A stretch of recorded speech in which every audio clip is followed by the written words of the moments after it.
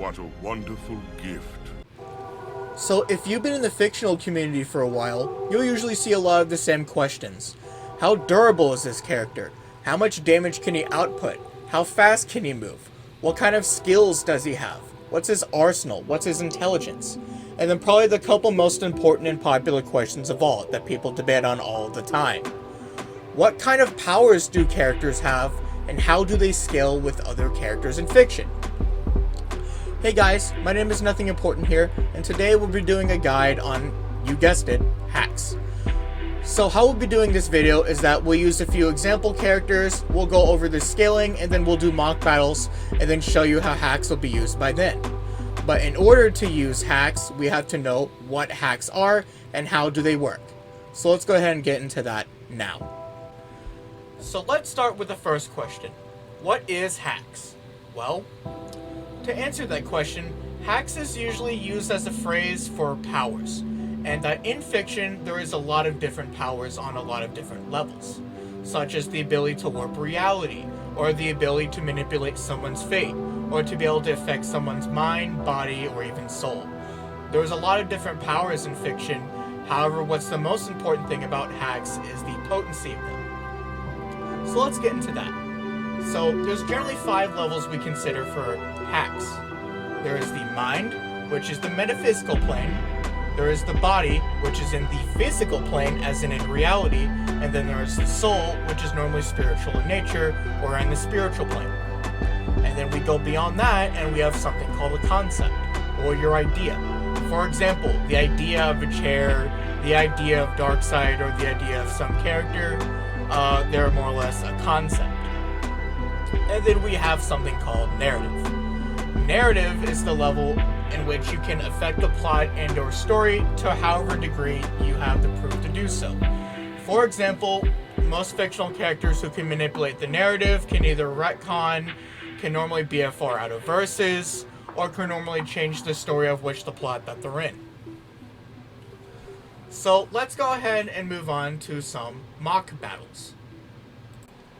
So using what we know about hacks, let's apply that in a comparison between John Constantine and Darkseid.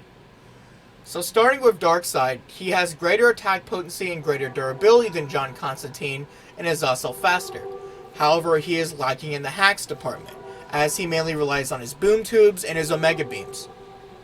John Constantine, on the other hand, while he is slower, weaker, and less durable, he however does have the hacks advantage, with him being able to be revived by Zatanna if he goes to heaven. We've seen that in Justice League when he dies.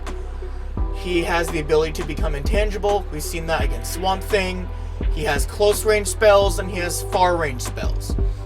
So hacks wise, he is pretty intense. However, that would require him being fast enough to throw those attacks at Darkseid. Darkseid could kill John Constantine with his AP advantage because he has the speed and the power to kill John Constantine. However, John Constantine can revive from the dead, and possibly multiple times after that, to try to catch Darkseid off guard to kill him with one of his magic attacks. So more or less this would come down to, can John Constantine hit Darkseid with a spell that would work on him, such as a kill spell or a sealing spell. For Darkseid, it's how many times can he kill John Constantine before John Constantine would stay dead. This would be a comparison between John Constantine and Darkseid that I think would be important, because John Constantine could possibly make up for the lack of AP or durability along with speed with his hacks. Darkseid, he can make up for his lack of hacks with his statistical advantage. This is a comparison I want you to keep in mind because this is one way we apply hacks. However, it is mostly important to understand that Darkseid has an impressive arsenal as well. We've seen that the Paradooms were made, and that he can use his programming skills to fuck with people like Cyborg as well as Batman. So he is also very smart as well, along with having the AP, durability, and speed advantage. So this would be a very interesting fight between them. However, it is worth noting that if stats were equal, John Constantine has a very good way of killing Darkseid. So let's go ahead and move on to the next example. Another comparison we could actually make would be between Tony Stark and Captain America. So Captain America has better attack potency, better durability, better speed, he has better hacks in the form of his precognition, and he also has better skill. On top of that, he has a reliable win con in the form of that shield.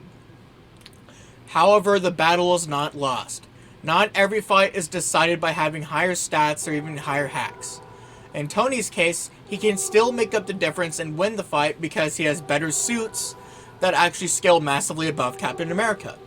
His suits could scale anywhere from country level to multi-solar system to multi-galaxy, could even scale with people like Hulk, Iron Man, and possibly even higher, although we will not talk about those.